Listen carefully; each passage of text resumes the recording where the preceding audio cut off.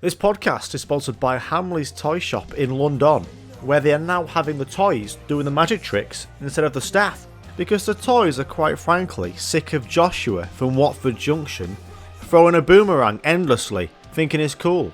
Get fucked, Josh. Welcome to the Daft Lad podcast. I take no prisoners, just inmates, whatever that fucking means.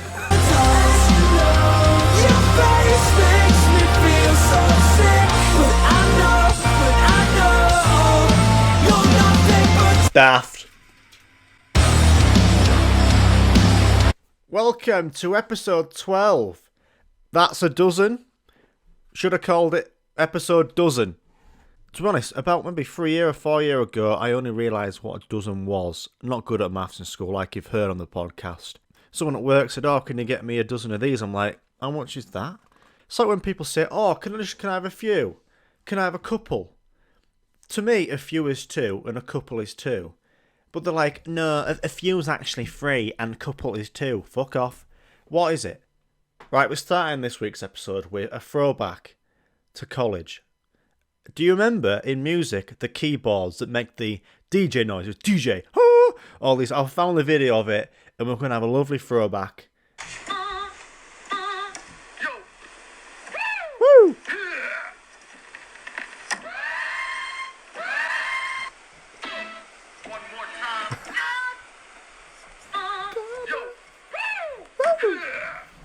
Wait for it, I'm just waiting for it.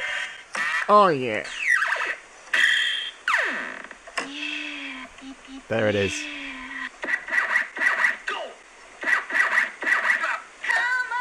Come on. DJ! Ends with a DJ. Who thought to put them sound effects on a keyboard? Like, it's like a little Easter egg for keyboard, but fair play to manufacturers. The project in music class, that lesson was, please can you recreate your own orchestral masterpiece of a piano tune? And you're going to play it in front of the class at the end of the lesson. And then everyone will sit down and be like, oh, yeah, what can I do here? And then someone starts it. It's like, DJ. And everyone's like, oh, man, that's class. I should really put one of those sound effects from the keyboard into a Foxhawk song. Imagine that. Jamie, do that in editing. This is a reminder to put... do it in editing. Come on. You can fit it in somewhere, you prick. Come on. Go! So, this is a story from primary school. When I went to primary school, you used to have your dinner in the dinner hall. Obviously. You sat there, you've got frozen carrot sticks in the middle. Don't know what that was about. A jug of water. And really, really small seats, because I guess you were small. And everyone was sat down one time, just eating the food. And all of a sudden, this teacher, who looked like Hugh Fernley Whittingstall from River Cottage, absolute hero, he comes waltzing in, he's called Mr. Boardman, I think he was, or something like that. And then Mr. Boardman comes in. Right, I don't know why he did this. He got a pen. He did that. It was much louder than that. He had a broader metal fucking glass. And he just says, as everyone, quieting down, he was like, if your chip is too big, cut it. And I was just like, what? Fucking Hugh Fernley Whittingstall come in and said I was to cut a chip. It was so random because I did have a quite a big chip. I had to cut it in half. But fuck me, I was in year 5. That's weird. If I was at work and I was a teacher, I wouldn't think, oh God, the kids, they're going to have massive chip. You're going to have to cut it in. I'm going to have to tell him. Goes out of your bait room, mid-sarnie, and has to do it. I think he just loves his job. Fair play, fair play. I don't know why in primary school, before assembly or in assembly, you'd just sing a few songs. You sing like 2 or 3 songs off Headline set. Some absolute bangers. And you were sat on the hardest floor ever, made of fucking bedrock or something. Primary school hymns in assembly were absolute bangers back in 2005, let's say. Classic tunes like this. Gives me joy in my heart. It's an absolute fucking banger. What are primary school hymns in 2022 looking like? A bit of KSI. Shit, you say I can just read your mind. Oh, this is a right throwback. Primary school sports days. Remember them? Year 6. Massive build-up your whole life. From year 1 to year 6. Not prom. Sports day in year 6. Who remembers it, was it? Beanbag throwing, right? Oh, Those bean bags, what were they? Fucking Crave cereal filled with rice. It was just a bag of rice. Was it rice?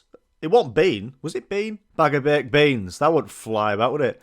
And then we had penalty shootout. One of the goalkeeper for that was, I don't know who that was. I don't think they actually went to the school. It must have been some stranger off the street. Maybe Mr. Boardman's. Got his pen just like that. In the middle of Costcutter.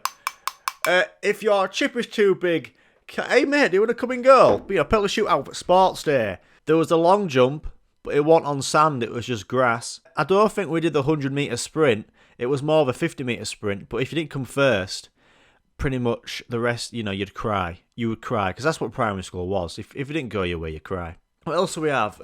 Cricket ball throw. Didn't use a corky, but for some reason, the cricket ball throw for us was like, imagine all the activities. You've got the 100-metre sprint there, you've got the long jump, beanbag throwing, penalty shootout. It was all in like a big circle. And for some reason, the cricket ball throw would be all that underneath. So you'd throw a cricket ball over the top of it, and the measuring stick would be all over it. It's like, what if you absolutely wang someone in the head? It wasn't a corky, it was one of those like orange fake corkies. Imagine miss throwing that cricket ball, all activities there. Skimming some kid doing pole vault. One of the most embarrassing things for me in primary school was year 6. School show was Oliver Twist. This was the band practice, rehearsal for a few weeks before, and I was given by the teacher the tape that was our warm-up song. It was that song off the Muller Yogurt advert. What was it? Got my eyes, got my ear, got my eyes, got my nose, got my mind, I got my smile. That one. I don't know. Is it Brain for Life or Life for Brain? Muller Yogurt advert, 2006, mate. Get on that. And I thought that was an absolute banger. I love Muller Yogurts. So I'm all for the merchandise, all that shit. So I plugged the tape in. No one there. I thought I'd start dancing. I'm there. I got my eyes, got my nose, got my mind. Then halfway through, I'm like, I got my smile. And then the teacher walks in. She's like, Jamie, can you calm down, please? Put the actual song started again, please. And I was just like, oh, red. But in my head, I'm like, got my eyes, got my name. I was as red as a strawberry Muller Yogurt. I think they should make some sort of cocktails. Muller Yogurt daiquiri. Put that strawberry in pips, that'll go down well. No, it won't. Seeing as though this episode is sending it to the primary school memories, I found my diary. I don't know if you did this in year 6. One of your things over the holidays was make a diary and write in it. I do it now. I don't use this. I just like to do a diary. But as you can see, this is what I was into back then. So I liked a bit of offside. I liked footy. I liked pitches. Buzz was one of the best PS2 games ever. I love Goal and Xavi Alonso match attacks. On the back, big fan of Liverpool. That's a Man City player? I wish that was the other day because they just won the league, the bastards. And that's someone getting sent off. He's got no face. I've cut his face off. And every kick, every goal in your football mad. Liverpool. This is what I've got. And if I open it up, you can see this is the kind of drawings that I used to do. So this is what Buzz looks like, right, on the PS2 game. This is what I drew. It looks like Rob Beckett with no teeth. Look at this is class. I used to play footy with my dad. My dad. Look at this. That's cricket. Look at that fucking arm. Look at that left bulge arm. Whoever I've drawn there, it just says screamer on there. This is class, is this? Obviously, you can't see this if you listen to the podcast, but go onto YouTube, go into how many minutes you listen to now on the podcast, and you will not you will not be disappointed by these fucking drawings. And I actually do a big fan of Carl Pilkington podcast. Ricky Gervais show, and he did some diary reading. It's not going to be good as him, but I might just read a few out. Look at this, is Triple H. Anyway, yeah, I'll do a little diary reading from my primary school diary back in 2005, yes, or 2006 when I was 10-year-old. So here we go. Today, I am going to Centre Parks with the James Walsh's family and Abby Smurthwaite's family. In the car, I listened to my iPod. When we got there, Centre Parks in bracket, I love Centre Parks. We went to a play area and then a walk. Then we got back to our villa and got ready for swimming pool. We got change and got into a enormous pool. Then this pipe came out with water. Waves came. What a fucking long sentence that is. That's a short sentence, that, in your English.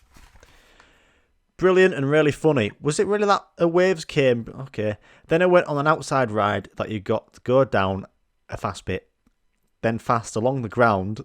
What was this slide? Pavement. Then we got to a bit what said the 2 part of the ride, or get out of the way. What the fuck is this? This is B rated in 2022.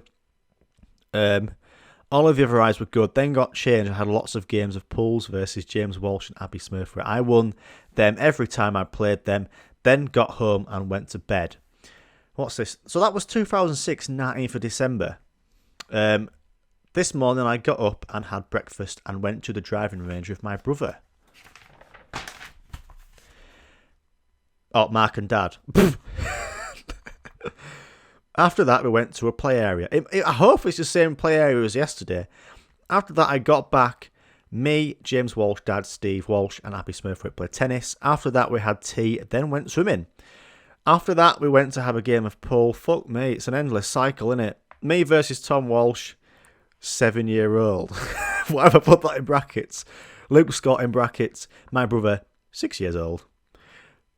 I won them both times, then went to bed. And then I drew the big chocolate cookie.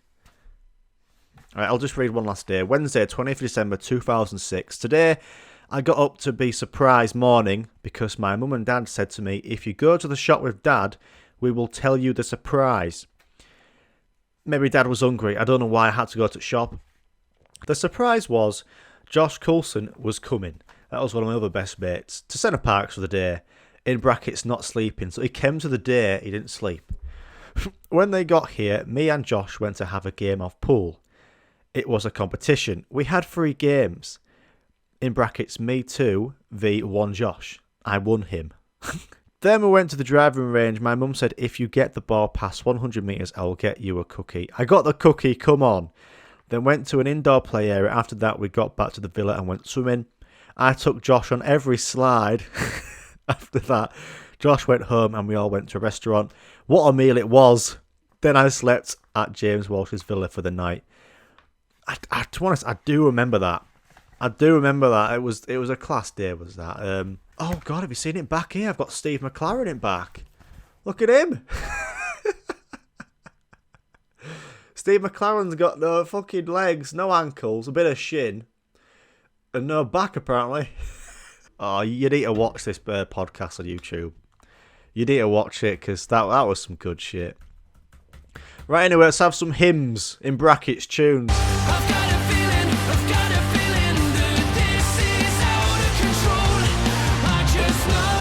One thing I do miss is being a kid. I miss party bags back in primary school. I miss going somewhere and leaving with a bag of fucking heaven. Like every party bag, right? You got a tin foil. It's not even tin foil. It's kitchen roll cake. It's so wet, is that cake. You've got half the kitchen roll in your icing, but that's what makes it fantastic, doesn't it? It was, what is it, a small pack of Love Hearts or some Parma Violets, basically Lush bath bombs. And then, what else did you get there? I can't remember getting a small fruit shot in a bag. It wouldn't fit in there. I don't know. I wish in party bags you got given cash, just for coming. Imagine what an adult's party bag would look like. You'd have a weapon of Sillet Bang inside. Bag for life, well folded as well, so it fit in the party bag. Maybe an apple, maybe a 20 quid voucher for petrol pumps. You'd like that. And, I don't know, fucking Mr. Sheen duster. That's what an adult party bag, well, that's why adults, or being an adult, is shit. Also, you remember going to the parties as a kid? You know, before you got the party bags, you went to like a play area with ball pit and epic slides and stuff. And you'd find some random kid you've never met before. You'd meet him underneath. This sounds weird, but obviously I am, 6 or 7 right now, this story. And there'd be a massive party full of your mates. And this one kid, you don't have a clue who he is, but you like meet him underneath snake slide. And you just have the best time with him, with all your other mates as a kid at this party. And And then all of a sudden you just hear their mum. You're like, oh, mate, Daniel, you're great. We should be best friends forever. And then you hear Daniel's mum go, Daniel, it's time to go. And then they would like run off and be like, goodbye, Jamie. And I'm like, Daniel. You'd just be stood there malling next to those like punch bags. I wonder if that happens, you know, there's adult play areas now made for adults, obviously. I wonder if that happens, you know, you just meet a randomer there and just become best friends, and then not the mum, but his girlfriend shouts, Jed, time to go. And then you're like, Jed? I do remember back in year 6 or year 7, Bite Size got hacked. If you don't know what Bite Size was, it's like an educational website for like, you know, year 5, year 6, year 7, for your SATs and stuff. Here we go. Someone's hacked BBC Bite Size. Instead of it saying like at the top, signs for Key Stage 1 or something, it said here, cheeky Nando's with the lads. One of them is football is fucking coming home. Brand new English and math science content. It just says that. What's this say? Duke is a fucking fanny magnet. Tracy is a dog. Elaine is a sket. And Cam is a twat. What? Who have I not seen that before? Just type into Google bite size hack. And there's one that says Duke is a fucking fanny magnet. And then underneath is like the subheading, Tracy is a dog. And in tick underneath, Elaine is a sket. That's fucking cheeky Nando's with the lads. What's this say? I think BBC Bite Size has been hacked. It just says, no, it fucking isn't. What? What's that mean? I also used to hate it in, this is more secondary school, this, when it snowed really bad. And you'd listen to the radio in the morning. And it's like the guy who's reading out the footy results. It's like, Scarborough closed, Norton open. It's like, fuck! Obviously Norton was the school, you know, so it's open, it's Norton. It's like, for God's sake, literally every school, literally every other school is closed apart from yours because the teachers want to, I don't know, impress Ofsted, fuck off. It was even worse because, of course, as you walk to college when it snowed that much, you'd have the absolute proper chavs with, I don't know, vandalised fucking graveyard teeth standing outside school firing ice balls at you. You'd be shit scared going to school that day. You know, I'm like walking into school, right, on the snowy day. I've just done my hair like Justin Bieber because he was a hero back in the day, wasn't he? And I did used to get called Justin Bieber because I had a fringe and hair. Fair enough. You know, so I've just done my hair like Justin. I don't know, got some 5-star Tresemme hold in my hair. So obviously, if I get a few snowballs in my head, it'll last. So you'll be walking up to college and you can see the entrance to college and you can see them there. About 2 of them on the other side of the road and 2 on the other side. Rock balls. He wants snow or ice to put, I don't know, fresh obsidian in there, covered it with snow. And then you're like walking to school and they clock you. And it's like, that's a good throw, that, but just, you know, trying to be friendly with them so they'll hit you. Of course, they absolutely wang one at you. And but mainly they went for cars and stuff. And then you'd get past them and it's like, ha, that's funny, that. Obviously, in that situation, you were fucking shitting yourself. It was best when buses used to come in. Absolutely bombarded. I think someone threw a rock. I think they were just throwing rocks at one point instead of snow. Fucking brutal. That was me in year 7. I thought, right, I'm starting college, it's scary. I'm going to be friendly to everyone in my year so then I don't get punched and also everyone likes me. That's the best advice. It worked, I think. You know, I don't want to be getting kicked by some chav with plimsolls on in year 7, so you want to just start right. Also, the last bit of college banter that I can remember is coming home from school, being absolutely starving. And what I used to do, I used to open up a because like tea was in like an hour. I was like, I'll just have a snack. Obviously, someone's snack is like, I don't know, chocolate bar, Rocky. You know what I mean? For me, I got home from school, opened fridge, hungry. I opened 5 slices of honey roast ham, got 1 slice of ham out, got some Tommy sauce, put it in the middle like it was a wrap. Just ate that. Sorted me out every day. That's where I had to buy so much ham. Anyway, that is enough school banter for this week. Let's have some tunes.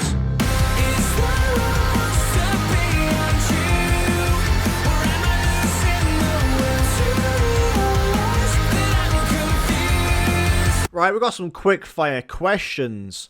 And we're starting off with, where would you go if you knew there was a nuke coming in the next 10 minutes and you think you'll have more chance of surviving? Obviously, I'd go to Scarborough because it's already been hit by a few nukes. Could you actually describe the flavour of a hot dog? No, I can't do it, especially the ones in a tin. 99p from Moribongos.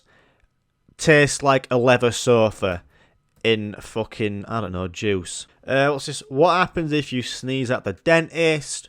Obviously, you get sent out. It's not allowed. Actually, how the fuck would that work? Imagine if you're like, I don't know, getting a few fillings done or injections going in. Because you need to close your mouth to sneeze. Oh, it'd be grim, wouldn't it? Injection going in for numb. You sneeze. It goes right to the back of your throat. Ooh. Ooh. At least I could eat some sushi, though, because that shit is fucking grim. If you have a really fast day at work, does everyone else on Earth have a really fast day as well as you? That's true, actually. I've had some really fast times at work. And then you get home and you're like, oh, such a fucking fast day. It was class. And then someone else is like, no, actually, it was really slow. Don't have a clue. That actually does hurt my brain, that. If animals could talk, which animal would be the rudest? Good question, that. Honest, when you think about it, squirrels. I can imagine a squirrel being a right fucking arsehole, especially that one off Ice Age. What's it called off Ice Age? That squirrel who has his acorn. To be honest, anyone who could set off an avalanche or split a glacier in half with a fucking acorn is the worst. What is the coolest sound you've ever heard? The coolest sound I've ever heard. To be honest, not the coolest, but the most annoying sound is, you know those door stops? They're like, not metal, they are metal, I think. It's like made of brass or something, like gold-plated brass doorknobs. They're not like knobs, but they're like at the bottom of on the wall. Looks like a tower on a side. Put your finger on it and like boing, it goes boing. Literally, used to do that, is send shockwaves through house and then through floor. You'd have a number 1 on Richter scale earthquake, wouldn't you? In your fucking street. What's this quick? Why do they have a gift shop at the end of roller coasters? Like, what if you want to go on the coaster again, but don't want to go to the shop?